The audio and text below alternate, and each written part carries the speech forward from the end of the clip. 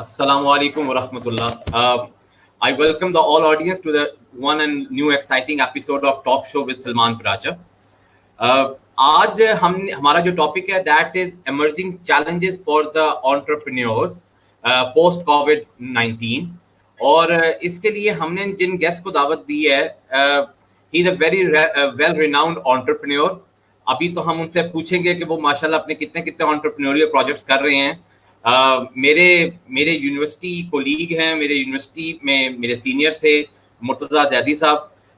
He started his career with in international labour organisation और अब जो है वो फाउंडर ऑफ साइबर वीएन हैं. बीच में director NIC Karachi, director NIC Peshawar. तो माशाल्लाह बहुत ही वर्सटाइल इनका प्रोफाइल है. तो अब बाकी बातें इन्हीं से जानेंगे और इनसे बातचीत करेंगे. अस्सलाम वालेकुम जी. अस्सलाम वालेकुम Salman, how are you? I'm fine, good. How are you? आप सुनाएं, आप खैरियत से हैं, ठीक ठाक हैं? Absolutely. Thank you very much for joining my platform. और बेसिकली इस प्लेटफॉर्म का जो मकसद है वो मकसद ये होता है कि हम उन लोगों तक अपनी राय पहुंचा सकें और उनको ऐसी कंक्रीट राय पहुंचा सकें जो कि उनको आसान लफ्जों में समझ आ सके. क्योंकि हम जितने भी टॉक शो सुनेंगे या जितने भी हम न्यूज़पेपर्स के अंदर आर्टिकल्स पढ़ते हैं वो बड़ी फिलोसफिकल गुफ्तगू होती है, बड़ी घुमा फिरा के बात की जाती है. तो हमारा ये मकसद है कि हम जरा डायरेक्ट बात उनके साथ कर सकें. So my first question to you Murtaza भाई, by the stats given by the government ने जो स्टैट्स दिए हैं उसके मुताबिक ये है कि अराउंड 2 to 4 ट्रिलियन डॉलर्स हमें एक्सपोर्ट का नुकसान हो चुका हुआ है अब तक और अराउंड 40 बिलियन रुपीस जो है वो हमें ऑलमोस्ट अराउंड जो है वो हमें अपने फूड के बिजनेसेस में लॉस हो चुका हुआ है. हम अप टू ये कहते हैं कि अप टू हम 50 बिलियन तक ऑलमोस्ट जाएंगे, 50 बिलियन डॉलर्स के नुकसान तक जाएंगे. इस सारी सिचुएशन को देखते हुए, सारी बातचीत को देखते हुए नजर ये आता है, महसूस ये होता है कि हम इस वक्त बहुत बुरे तरीके से, जिस तरह ग्लोबली दुनिया पूरी इफेक्ट हुई हुई है, हम भी उस तरह इफेक्ट हुए हैं. लेकिन हम क्योंकि डेवलपिंग कंट्री है, हमें जाहिर सी बात है उससे निकलते हुए टाइम लगेगा. तो now what is your opinion कि ऑर्गेनाइजेशन इस पूरी सिचुएशन से कैसे कम बैक करेंगे, फाइट बैक करके वापस आएंगे? देखिए, मतलब I am not an economist to be very honest, but जो नंबर्स आप जिनकी बात कर रहे हैं, I think a country like Pakistan हमारे लिए शायद थोड़ा सा ज्यादा आसान होगा to revert ourselves and come back. We are a very cash centric economy और हमारी एक्सपोर्ट्स और इंपोर्ट्स के अंदर तो वैसे ही तवाज़ुन जरा बहुत ज्यादा खराब था. तो ऑयल बिल वगैरह वैसे ही नीचे जा रहा है, तो हम लोग कुछ ज्यादा इंपोर्ट नहीं कर पा रहे दुनिया से. तो हमारा जो आउटफ्लो है इन टर्म्स ऑफ डॉलर्स वो आई बिलीव सब्सटेंशियली कम हुआ है. अगर हमारी एक्सपोर्ट्स भी कम हुई तो हमारी इंपोर्ट्स भी कम हुई है. लेकिन इकोनॉमी को कोई वैसे दिखाते हैं कि जैसे बिलियन रुपीस का लॉस किया है, इनफैक्ट इनकी कलेक्शन नहीं हुई. तो वो गवर्नमेंट की जो डेवलपमेंट प्लान्स हैं, जो हेल्थ के ऊपर कंट्रीब्यूशन होनी है, जो एजुकेशन के ऊपर कंट्रीब्यूशन होनी है, डेवलपमेंट के ऊपर कंट्रीब्यूशन होनी है, वो सारी आप समझे कि 2-2 साल एटलीस्ट आगे चली जाएंगी.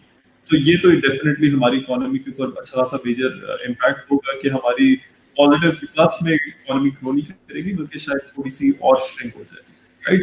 लेकिन compared to other nation so far I think जो हमारा पैटर्न चल रहा है, we might will be able to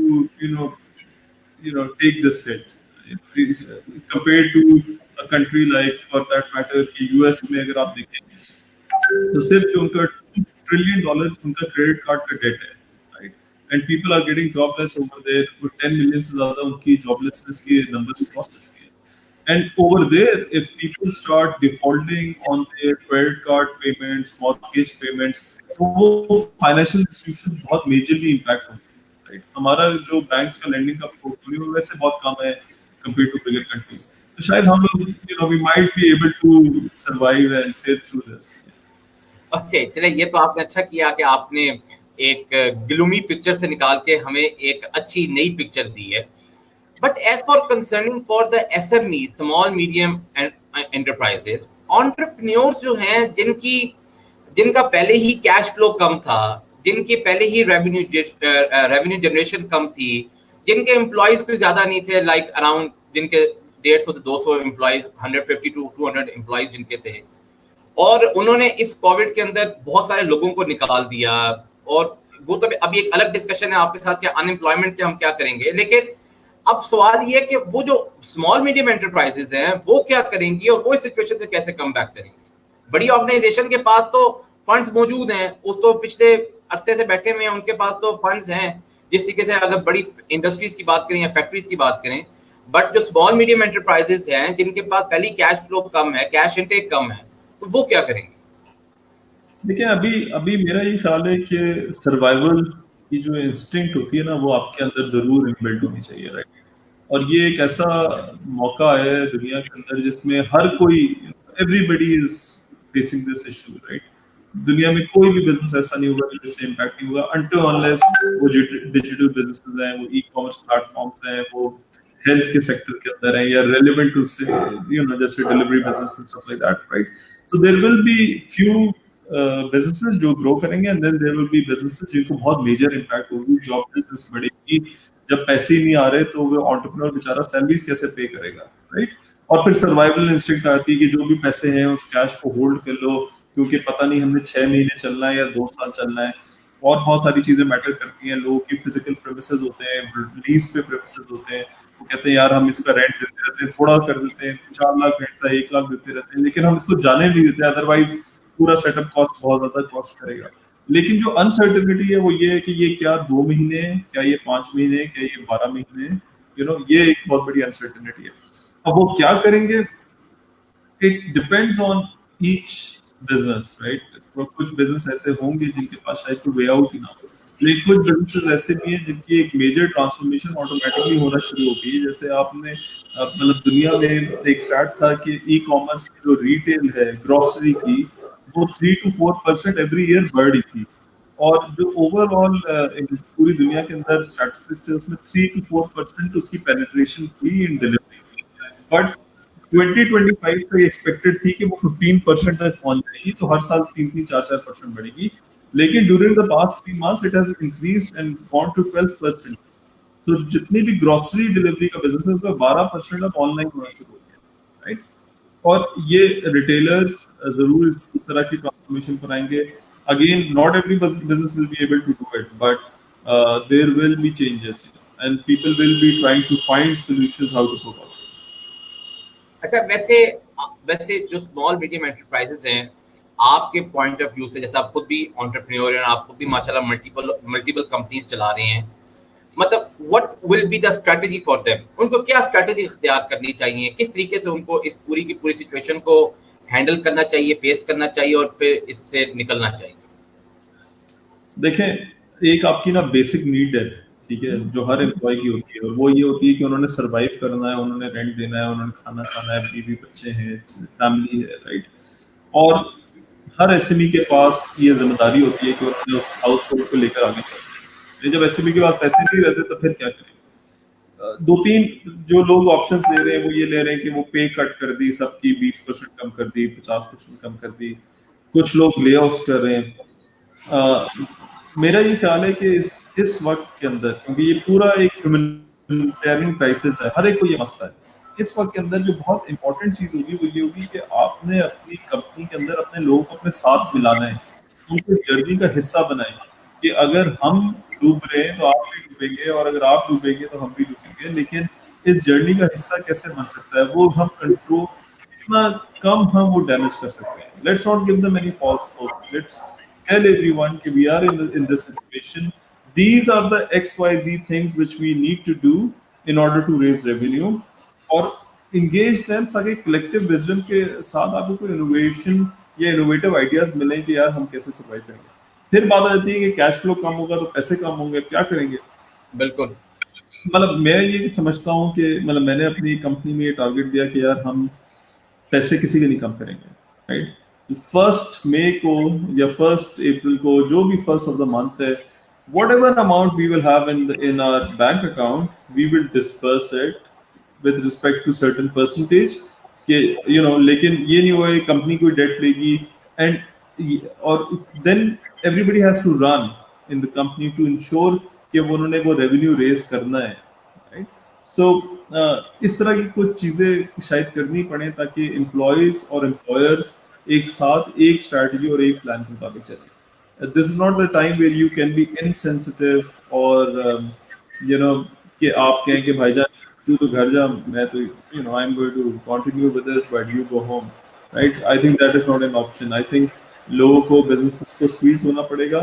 I think government बहुत सारे रिबेट्स आना शुरू हो गए हैं, जैसे इलेक्ट्रिसिटी के ऊपर आया, टैक्सेस के ऊपर आया, आपके बैंक लोन्स के ऊपर आया.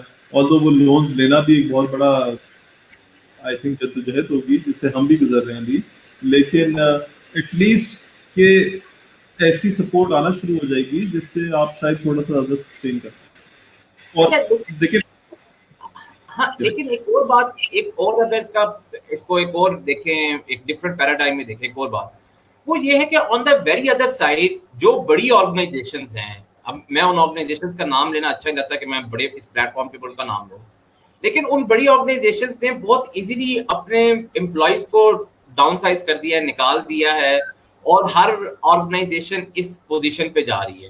यानी कि बाद ऑर्गेनाइजेशंस के बारे में तो ये भी आया है कि उन्होंने एम्प्लॉयज को निकाल के ये कहा है कि जैसे सिचुएशन ठीक होगी हम वैसे आपको ले लेंगे, पर अभी हम आपको नहीं देंगे.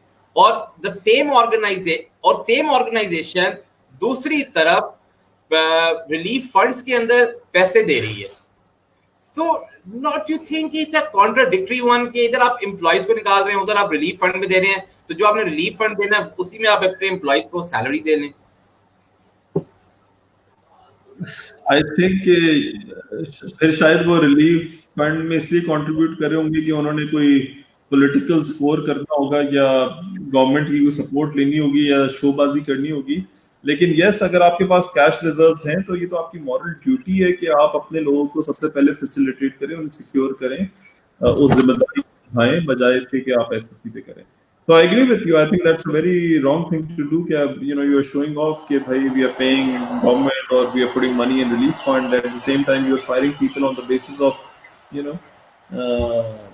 bad cash flow. So, yeah. Okay, अब एक सवाल ये है कि again this is an scenario, अगर क्योंकि जाहिर बात है हम इकोनॉमिकली तो हिट हो चुके हैं already.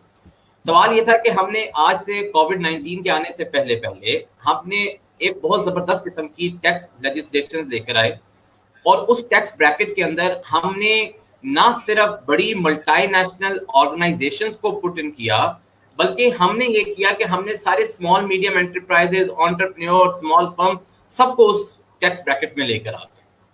All of a sudden आपकी पूरी की पूरी सिचुएशन चेंज हो जाती है, हम एक डिफरेंट सूरत हाल में चले जाते हैं, एंटर हो जाते हैं, और उसके बाद आप 30 बिलियन रुपीस डाल के, आप 100 अरब रुपए डाल के आप एकदम एक कंस्ट्रक्शन पैकेज लेकर आते हैं, और आप कंस्ट्रक्शन इंडस्ट्रीज को टैक्स एग्जम्पशंस करके उनको निकालते हैं. और आई डोंट नो कि अब वो किस तरीके से रिवाइव कर रही हैं, but what will do small medium enterprises, entrepreneurs क्या करेंगे? उनके ऊपर तो ऑलरेडी आपने टैक्स लेजिस्लेशन स्ट्रॉन्ग की, सख्त की. आई डोंट नो आपके साथ ऐसा हुआ कि नहीं हुआ, लेकिन हमारे जानने वालों से ऐसा हुआ कि बाकायदा ये हुआ कि जो पॉइंट ऑफ सेल सिस्टम लगाया जाता है, पीओएस सॉफ्टवेयर, उसके साथ उन्होंने कहा कि ये लिंक्ड हो जाएगा हमारे सॉफ्टवेयर के साथ, और आपकी हर सेल के ऊपर हम इसमें से एक अमाउंट का जो टैक्स है वो डिडक्ट करेंगे. देखिए, मतलब I will just tell you, क्योंकि मैंने वो कंस्ट्रक्शन के जो इंसेंटिव्स दिए वो पढ़े हैं. So number one thing is कि जो कंस्ट्रक्शन के इंसेंटिव्स हैं, I think that was a very good move by the government. I was not expecting it. It was a very good move, and the reason is कि जब आप construction को चलाते हैं तो उसमें मेजॉरिटी लेबर तबका इन्वॉल्व होता है. आपके मजदूर इन्वॉल्व होगा, आपका इलेक्ट्रिशियन, आपका प्लम्बर, आपका ये सारी बिजनेसेस इन्वॉल्व होते हैं. एंड देन इसके साथ एलाइड इंडस्ट्रीज हैं, जो 60-70 इंडस्ट्रीज हैं जो वो भी चलती हैं.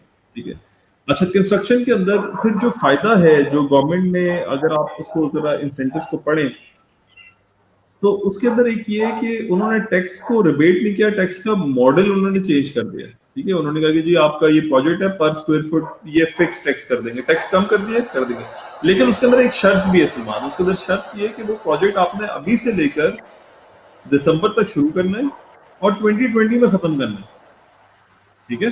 सो द मीनिंग इज कि they are also pushing people to invest in this. And then there is another thing कि जी अगर आपके पास ना कैश में पैसे पड़े, आप उसमें अगर लगा देंगे तो हम आपसे सोर्स नहीं पूछेंगे. ठीक है. लेकिन सोर्स बेसिक ना पूछे, लेकिन फ्यूचर के लिए वो डॉक्यूमेंटेड हो जाएगा। देखिए we are a cash economy, you know, we cry about the tax, but I am very happy to pay my taxes. What I tell the government is कि मैं टैक्स दे रहा हूँ तो सबसे टैक्स लो, क्योंकि जब आप सबसे टैक्स लोगे तो सबका टैक्स कम हो जाएगा। सो हमें शुरू में ये जो है ना, जब ये टैक्स मतलब मैं आपके छोटे शहरों में अगर आप चले जाएं पाकिस्तान में, तो टैक्स देने का कोई कॉन्सेप्ट नहीं है। ठीक है, जो मेजर हमारी एसएमई है वो टैक्स नहीं देती, हमारा ट्रेडर टैक्स नहीं देता, हमारा एग्री में खैर सब्सिडी है, वहाँ टैक्सेशन की बात ही नहीं बनती। आप उनको सब्सिडी देते हो तो आप टैक्सेशन क्या करोगे, लेकिन उसकी भी वैल्यू चेन के अंदर डिफरेंट लेवल के ऊपर डिफरेंट टैक्सेस बिल्ड हो जाते हैं। सो in my opinion, I think that was a very good move to incentivize taxes on construction. और जैसे, और ये सिर्फ कंस्ट्रक्शन की बात नहीं है, जैसे आप समझ लें कि हमारी जो सॉफ्टवेयर इंडस्ट्री है उनके ऊपर मेजर रिलैक्सेशन है कि अगर वो एक्सपोर्ट करते हैं तो उसके ऊपर आपका डायरेक्ट टैक्स अप्लाई नहीं होता। ठीक है, हाँ दूसरे टैक्सेस हैं, जैसे आप एम्प्लॉय के टैक्सेस देते हो, आप ईओबीआई देते हो, आप जब लोकली काम करते हो आप जीएसटी देते हो, ये सारे टैक्सेस आते हैं, बट एक्सपोर्ट के ऊपर नहीं है। लेकिन एक सवाल है, ये अगेन जरा ज़िमनी सा सवाल है मेरा, वो ये है कि जिन बड़ी जिन चले हम डेवलपिंग कंट्रीज है, हम जरा थोड़ा सा उसका फायदा नहीं उठाते, लेकिन जहां कंट्रीज में टैक्स दिया जाता है वहां उस टैक्स के बदले में कुछ दूसरी तरफ से भी आता है, बट यहाँ ऐसा कुछ सूरत हाल है नहीं। मतलब ये एक महसूस करने की बात है कि यहाँ पे हम टैक्स देते हैं और हमें शायद बाद में यही महसूस होता है कि यार from that tax what we are gaining. So इस वजह से शायद लोग टैक्स नहीं देते। दिस कुड बी एन मतलब this could be an conspiracy theory और this could be an opinion of some people.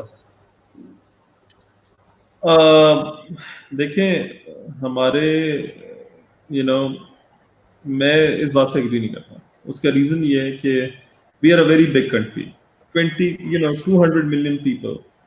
आप ऑस्ट्रेलिया में जाकर ये बात करते हैं कि हाँ उनको बहुत ज़्यादा सोशल वेलफेयर भी मिलती है, उनको सोशल सिक्योरिटी नेट है, उनको रोड्स अच्छी हैं, हॉस्पिटल अच्छे हैं, एजुकेशन अच्छी है, लेकिन वो 22 मिलियन लोग हैं।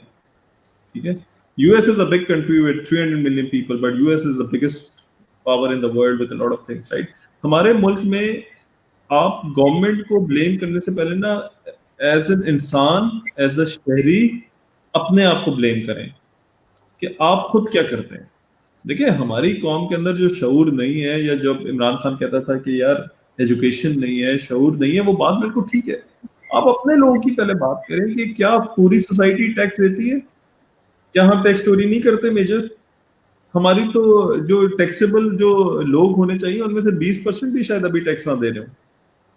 जब सब टैक्स देंगे तो पूरा कंट्री बेहतर होगा, जब सब टैक्स नहीं देंगे तो ऐसे ही होगा। और दूसरी बात ये कि आप अपनी जिम्मेदारियां देख लें, आप किसी भी किस्म के प्रोफेशन में हो जाए कि आप 100% जस्टिस करते हैं। जिन कंट्रीज की आप बात कर रहे हैं वहां पर लोग कितनी रिस्पॉन्सिबिलिटी से अपनी जॉब करते हैं, कितनी क्वालिटी से अपनी सर्विसेज को देते हैं। क्या आप ये चीज पाकिस्तान के अंदर वो करते हैं? अभी आपके सामने एक वो है, मिसाल है, कोरोना आया है, आपका वो 10 रुपए वाला मास्क जो है ना वो 300 रुपए में बिक रहा था मार्केट में एक्सपोर्टेशन के। तो पहले आप कॉम को सही कर लें, फिर आप ना गवर्नमेंट के ऊपर करें। गवर्नमेंट के अंदर भी जब हम गवर्नमेंट की बात करते हैं, फौज की बात करते हैं, मदलिया की बात करते हैं, हम डिपार्टमेंट्स की बात करते हैं, ब्यूरोक्रेसी की बात करते हैं, वो भी पाकिस्तानी है ना, वो हम जैसे ही लोग हैं। So we need to fix ourselves, right? We need to fix our brothers, we need to fix our teachers, we need to fix our... यानी कि आप ये कह रहे हैं कि हम गवर्नमेंट को एलियन समझना बंद करें और हम गवर्नमेंट को जो है ना वो अपनों में से समझे कि ये भी हमारे जैसे ही लोग हैं। देखिए आपके कोई रिश्तेदार नहीं है गवर्नमेंट में, कोई फौज में नहीं है, कोई जज, कोई अदलिया में नहीं है, सबके, राइट। ये हम जैसे ही लोग हैं। तो हम जब अपने आप को सही नहीं करेंगे तो वो एक collective failure on a national level आपको नजर आएगा। ठीक है, आप अपनी जिम्मेदारी, आप जैसे अगर सपोज यूर अगर आप एकेडेमिया में आप कहें मैं अपनी जिम्मेदारी 100% पूरी करूंगा, दयानतदारी से पढ़ाऊंगा, बच्चों की लाइफ चेंज करूंगा, उनके माइंड ओपन करूंगा, मैं नई चीजें सीखूंगा, मैं इनोवेशन की तरफ जाऊंगा, मैं नॉलेज इकोनॉमी बिल्ड करने की कोशिश करूंगा, और मैं एक सिंसियर एफर्ट करूंगा। If everybody starts doing that, then Salman, this country will be a different country. चलिए लेट्स होप कि इंशाल्लाह ये कंट्री ऐसे ही हो। माय नेक्स्ट क्वेश्चन इज कि जैसे कि आपने माशाल्लाह एनआईसी पेशावर, एनआईसी कराची को डेवलप किया और बनाया और चलाया उनको, नेशनल इंक्यूबेशन सेंटर्स को। अच्छा, अब ये बताइएगा कि ये जो नेशनल इंक्यूबेशन सेंटर हैं, ये किसी भी मुल्क की इकोनॉमिक ग्रोथ के अंदर क्या रोल प्ले करती हैं? और इतने ज़्यादा जो हमने पाकिस्तान में from the last around 5 to 7 year 8 years हमने ये देखा कि इंक्यूबेशन सेंटर्स की जो डेवलपमेंट की रेशो है या प्रोपोर्शन या पेस है, वो बहुत ज़्यादा तेज़ है। पाकिस्तान में मुख्तलिफ लोगों ने इंक्यूबेशन सेंटर्स बनाए हुए हैं, मुख्तलिफ वहाँ पे लोग उसको फंड कर रहे हैं और उन्होंने एक वहाँ पे वर्क प्लेसेस बनाकर काम कर रहे हैं। So why incubation center are an important part? अच्छा, एक तो मैं थोड़ा सा आपको ब्रीफ कर दूं कि आई पार्टनर्ड विद द कंपनी जिसमें हमने इग्नाइट की फंडिंग से एनआईसी पेशावर और एनआईसी कराची बनाया, and I was leading NIC Peshawar, not NIC Karachi. I was on the board for NIC Karachi, right. लेकिन इनिशियल जो उस कंपनी का पार्टनर था जो हमने एस्टैब्लिश की। सो बात ये है कि बहुत सारे I will talk about the quality stuff, right? I will not talk about every incubation center या वहाँ जो core working space बनती है, because you really need to first understand what an incubation center can probably do for you, right? अच्छा, so जो हमने incubation center बनाया उसके अंदर आपको बिल्कुल absolutely amazing mentorship मिलनी चाहिए, ठीक है, जिसके अंदर आप अपने बिजनेस मॉडल को इवॉल्व कर सकते हो। वो जो मेंटरशिप है, वो कोचिंग है, वो आपको पुश कर रही हो कि आप मार्केट में जाकर अपनी असम्पशंस को टेस्ट करें और ओवरऑल उस बिजनेस को एक स्केल करने वाले मॉडल के ऊपर लेकर, right. And if it is a scalable model, when I talk about scalable model, तो उसका मतलब ये होता है कि आप उसको एक शहर से शुरू करें, मुल्क में जाएं, ग्लोबली जाएं और उसके यूजर जो है ना वो एक्सपोनेंशियल ग्रो कर रहे हो। आई am not talking about any दुकान, एनी रेस्टोरेंट, एनी बिजनेस जिसको आप कहें कि यार ये एक्सपोनेंशियल बिजनेस है। So when you start doing that and when you start providing that sort of a mindset and business acumen to entrepreneurs, then they are able to really develop and create startups which can really scale and they can change the way we live, play or work, right? Then दूसरी चीज आ जाती है कि अब उसको आपने एक maturity level के ऊपर ले जाए स्केल करके बिजनेस को, और फिर आप उसको प्रॉस्पेक्ट पार्टनर्स, प्रॉस्पेक्ट इन्वेस्टर्स के साथ लिंक करें या प्रॉस्पेक्ट कस्टमर्स के साथ लिंक करें, राइट। और जब आप ये दोनों entities from maturing the business model of that particular startup and then connecting them with the right resources, when this happens, then really great companies can be established. I will give you an example. जब आपकी एक company है, आप incubation centre के अंदर, one company can eventually start paying taxes, they can start generating, you know, revenue, वो job creation करती हैं। हर इंक्यूबेशन सेंटर का there's a world bank study कि वो 200 डिफरेंट तरीकों से सोसाइटी के ऊपर इम्पैक्ट करता है, क्योंकि वो सिर्फ स्टार्टअप काम नहीं करता, वो पूरी सोसाइटी का एक माइंडसेट चेंज कर रहा होता है अपने इवेंट्स के थ्रू, अपने मेंटर नेटवर्क के थ्रू, जो लोग उसमें अप्लाई करते हैं, जो लोग उसकी वर्कशॉप्स में आते हैं, right. And one company can really change the dynamic. I will give you an example. जैसे बाइकिया आजकल आप देखते हैं, या आपने एयरलिफ्ट देखी होगी। एयरलिफ्ट एक कंपनी बनी, उन्होंने 9-10 महीनों के अंदर $10-12 मिलियन रेस किए, उसकी वैल्यूएशन बहुत बड़ी थी।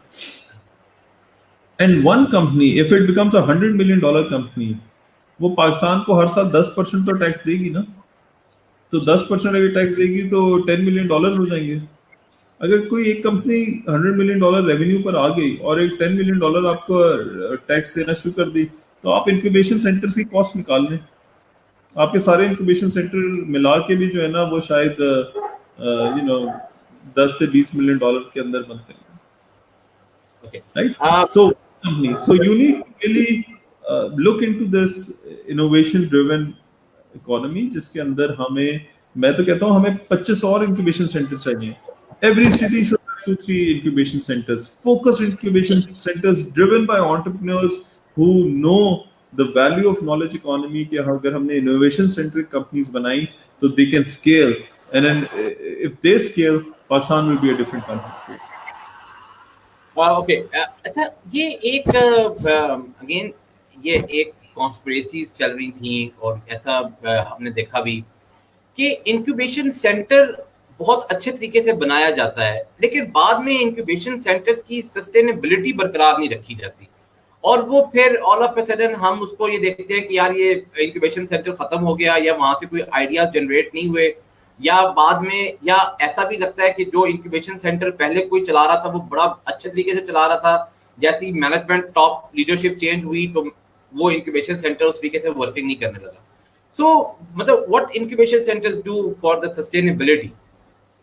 अच्छा, देखिए, दो चीजें हैं। Number one, I agree with you कि जब मैनेजमेंट चेंज हो तो फिर उसके अंदर you need to have the right drivers, you need to put your effort in के सही तरह के लोग उसको चलाएं, अदरवाइज उसके वो रिक्वायर्ड रिजल्ट्स नहीं आएंगे। So you need to have these KPIs and targets and performance matrix in place, ताकि आपके हमेशा सही तरह चले। हम we always become very personality centric, we don't come up with processes, we don't come up with KPIs और performance matrices. और ये हर इंक्यूबेशन सेंटर के लिए आपके पास 10 साल का प्लान होना चाहिए कि भाई ये चीजें जो है ना हम अचीव करते जाएंगे, ठीक है। अच्छा, सस्टेनेबिलिटी कैसे हो सकती है? आपको स्पेस से रेंटल ले सकते हैं, आप इक्विटी लेते हैं स्टार्टअप्स के अंदर, वो इक्विटी मैच्योर होना शुरू हो जाए तो पैसे आना शुरू हो जाते हैं। But in China there are 6000 funded incubation centers by the state, ठीक है। Yeah, by the in state. India, by the state. In Yeah. India, there are more than 1,000 incubation centers funded by the state. इन आप MIT enterprise, आप MIT का जो incubator है, right, वो तो $1 billion companies उन्होंने बनाई हैं, उनकी कितनी इक्विटी आपकी होगी? They still take funding. देखिए, आपको ना, देखिए आप इसको इस तरह लें कि आप ना जब गवर्नमेंट कोई चीज कर रही होती है तो ये जो पैसे आप स्टेट के पैसे आप कह भी रहे हैं ना, बहुत पेनीज है ये। तो अभी आपको स्टेट को इन्वेस्टमेंट करनी होती है, कभी गवर्नमेंट को ये चीजें करनी होती हैं, राइट, कि यार सपोज करें कि वो उन्हें एक गांव के लिए सड़क बनानी पड़ती है ना, उस सड़क पे तो बेचारे चंद मुसाफिर जाते हैं, लेकिन वो 4-5 करोड़ की सड़क उन्हें बनानी पड़ेगी लाजमन, ठीक है।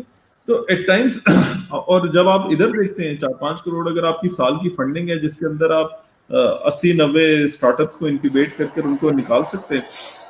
इमेजिन वन कंपनी, 80-90 कंपनीज, उसमें से 7-8 कंपनियां अगर $2-2 मिलियन की हो जाएं तो आप $14-15 मिलियन की बात कर रहे हैं, ठीक है। पर ईयर अगर उसका जो टैक्स है वो अगर 10% में मैं लगाऊं तो $1.4 मिलियन बनता है। $1.4 मिलियन 20 करोड़ रुपए बनता है। तो आपकी 5 करोड़ की इन्वेस्टमेंट से आप 20 करोड़ रुपए नेशनल ट्रेजरी में ला रहे हैं, आप जॉब क्रिएट कर रहे हैं, आप मुल्क को डायनामिक चेंज कर रहे हैं। सो जब हमारे यहाँ ना ये आप जैसा कॉन्स्पिरेसी थ्योरी कह रहे हैं ना, we as a nation unfortunately we tend to look into negative things more, we don't look at the outcome. We should be debating कि यार ये आउटकम और बेहतर कैसे होना चाहिए। This is a no brainer कि इंक्यूबेशन सेंटर्स होने चाहिए and they should be funded. लेकिन नो एक सवाल है, आपकी मोहब्बत, आपकी जो मोहब्बत है इंक्यूबेशन सेंटर्स के साथ, वो जाहिर बात है ऑब्वियसली, क्योंकि ये आपके सारे बेबी प्रोजेक्ट्स थे और आपने जाहिर बात है बनाए। लेकिन ऐसा ही क्यों है, इस पे मेरा सवाल आपसे इसलिए है, ऐसा ही क्यों है कि जब भी फंडिंग की बात आती है या हम बड़े फंड जो इंक्यूबेशन सेंटर्स को फंड देते हैं, वो सिर्फ बास चंद बड़े जो इंक्यूबेशन सेंटर बड़े मेट्रोपॉलिटन सिटीज के अंदर हैं, सिर्फ उन्हीं को फंड दिया जाता है, और फिर जो बाकी जो थोड़े से अंडर प्रिविलेज्ड एरियाज हैं उनके इंक्यूबेशन सेंटर ना वहां बनते हैं अनफॉर्चुनेटली, और अगर वहां बन जाए तो वहां अनफॉर्चुनेटली फंडिंग नहीं दी जाती। सो फिर हम एक बैलेंस क्रिएट क्यों नहीं करते? क्योंकि सिर्फ ये कहना कि मेट्रोपॉलिटन सिटी से ही आइडियाज अच्छे आ सकते हैं, that couldn't be the case ना। So मतलब obviously you can get good ideas from even the rural areas. देखें, मैंने ना कोई 5-6 years back I was the co-chair for innovation steering committee जो हायर एजुकेशन कमीशन की थी, और हमारा मैंडेट 2 था। हमने एक टेक्नोलॉजी डेवलपमेंट फंड बनाना था जो $30 मिलियन का था, 3 अरब रुपए का था, जो अभी भी चल रहा है, उसका लास्ट राउंड हुआ। और दूसरा काम ये था कि हमने जो आपके ऑरिक्स हैं यूनिवर्सिटीज के अंदर उनको रीस्ट्रक्चर करना था, ठीक है। देखिए, ऑरिक्स की मद में HSC ने 3-4 साल से ज्यादा पैसे दिए यूनिवर्सिटीज को, और वो हर जगह थे, ठीक है। ऑरिक्स का जो मैंडेट था वो इनोवेशन को कमर्शलाइज करना था, लेकिन यूनिवर्सिटीज के पास पूरे जगह भी थी, स्टूडेंट बेस भी था, लैब्स भी होती हैं, अच्छी रिसोर्सेज भी होती हैं, लेकिन उधर से रिजल्ट क्या हुआ ये एक बहुत बड़ा क्वेश्चन मार्क है, right? So when you say about something, then you really need to understand कि there were efforts, ऐसी बात नहीं there were not efforts। और ये मैं इंक्यूबेशन सेंटर का फेवर इसलिए नहीं करता क्योंकि ये मतलब मैं किसी का हिस्सा रहा हूँ, इसका फेवर इसलिए क्योंकि I have seen the change. I will tell you few stories जो मैंने पेशावर में देखी, जहाँ पर इनिशियली इकोसिस्टम बहुत वीक था और अब वहां पर बड़ी अच्छी कंपनीज आ गई हैं। आई हैव सीन द कंपनी जो 30-40 हजार रुपए से अब 10 करोड़ की इन्वेस्टमेंट के ऊपर चली गई। आई हैव सीन द कंपनीज जिनकी सेल 2-3 लाख रुपए थी और वो पर मंथ अब 50 लाख रुपए रेवेन्यू करते हैं। आई am not talking about one company, I am talking about 15-16 companies जिनकी ऐसी ट्रांसफॉर्मेशन हुई। सो ऐसी बात नहीं है कि जी छोटे एरियाज निग्लेक्टेड रहे, ऑरिक्स वर देयर, मगर ऑरिक्स का क्योंकि मैं इनोवेशन स्टीयरिंग कमेटी को को-चेयर करता रहा, ऑरिक्स के मसाइल क्या थे?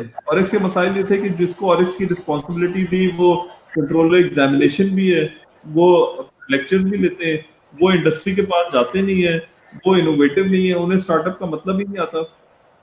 तो ये जो गलतियां हमारे स्ट्रक्चर में आती है ना कि कभी कभार आप सरकार को बुरा भला कहते हैं, लेकिन कभी अपने घर भागना पड़ जाता है कि ये बात नहीं थी। यूनिवर्सिटीज को फंडिंग मिली थी, अनफॉर्चुनेटली वो जिस तरह वो डिलीवर करना चाहिए था वो नहीं। कुछ यूनिवर्सिटीज के ऑरिक्स ने बहुत अच्छा डिलीवर किया, कुछ यूनिवर्सिटीज के ऑरिक्स ने डिलीवर नहीं किया।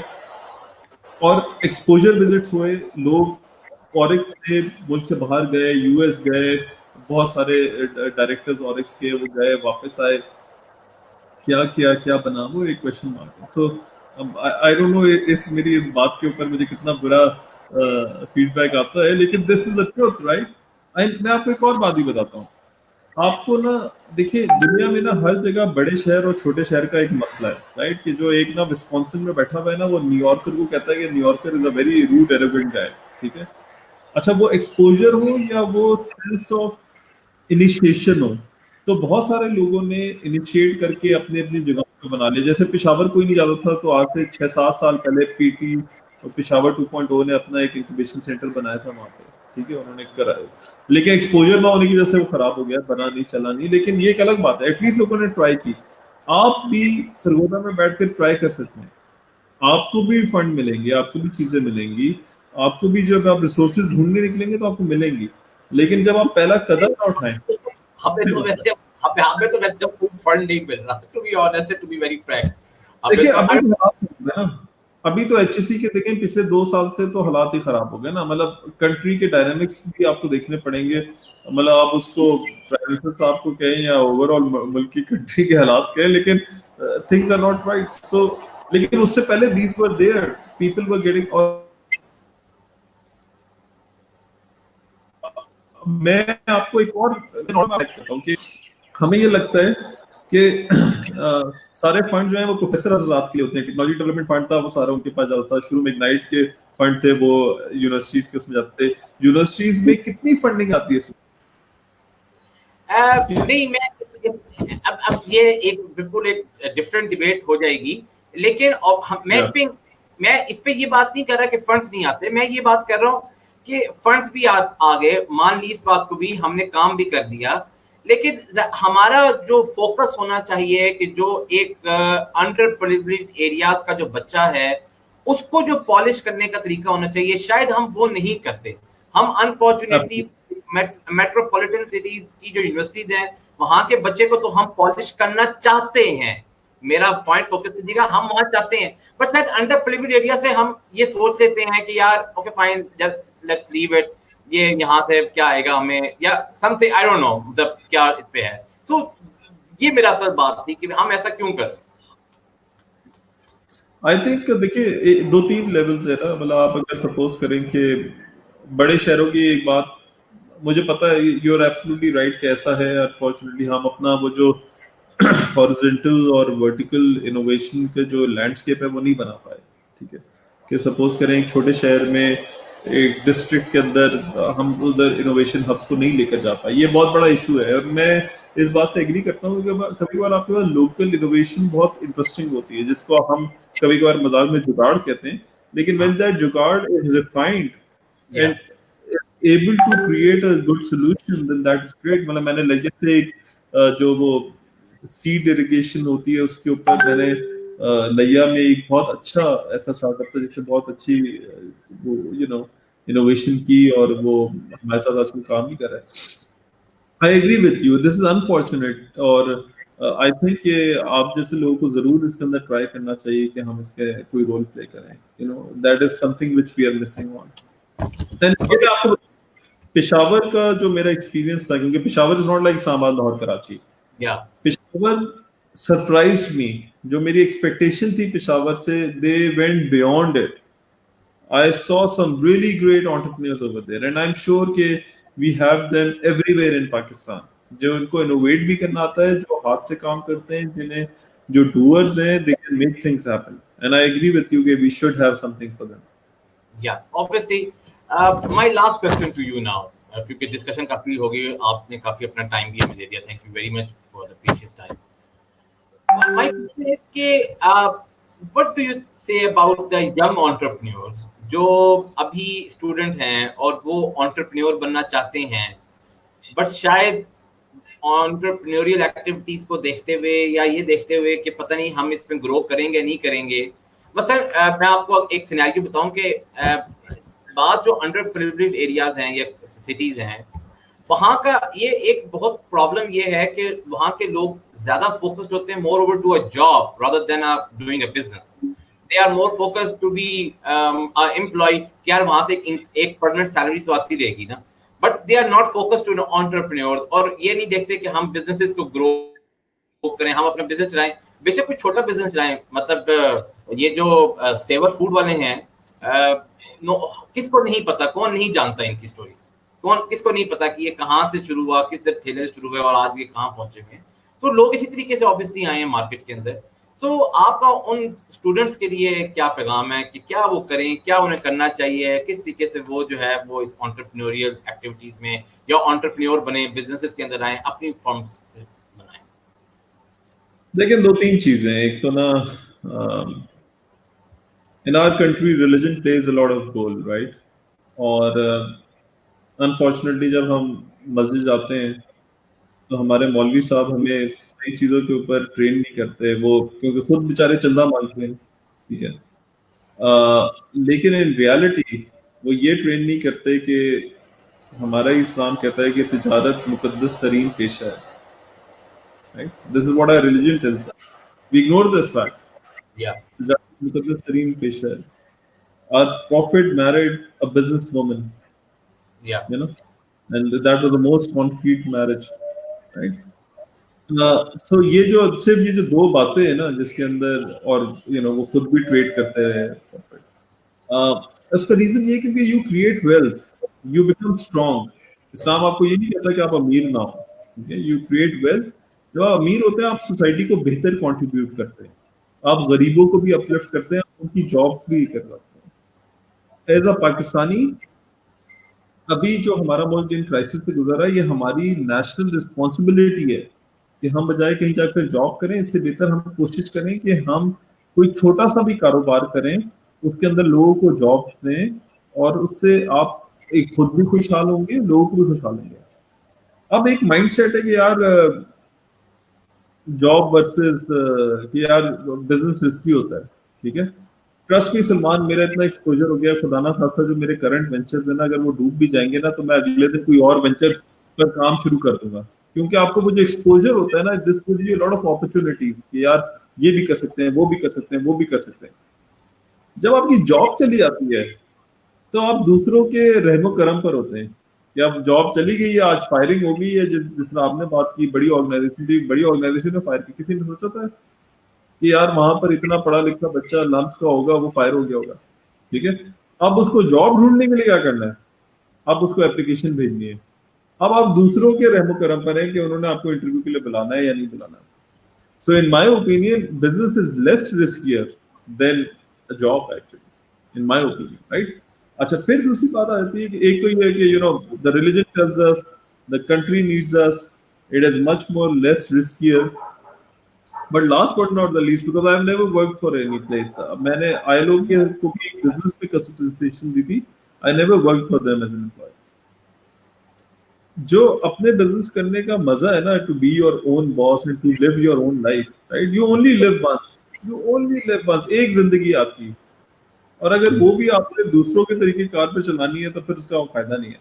मैं ये नहीं कह रहा कि बिजनेसमैन कम काम करता है या जो है ना वो रिलैक्स होता है और अपनी पार्टी करता रहता है, ऐसा नहीं होता। काम वो बहुत ज्यादा करता है, लेकिन अपनी मर्जी से, अपने दिल से करता है। ये नहीं होता कि कोई इसको बता रहा होता है तो वो कर रहा है, right? So living your own life is really, it's a great feeling यार, it's a great feeling. So Thank pursue, find opportunities, pursue your passions, and do something great for the country. Thank you very much. So nice of you. Once again, I'm really thankful and highly obliged to you कि आपने अपना वक्त में से थोड़ा सा वक्त निकाला हमारे लिए, और मेरा ख्याल है कि this session would be the much and much beneficial for students as well as for the entrepreneur. Once again, thank you very much for this platform. Thank you. Thank you, Saman. Take care.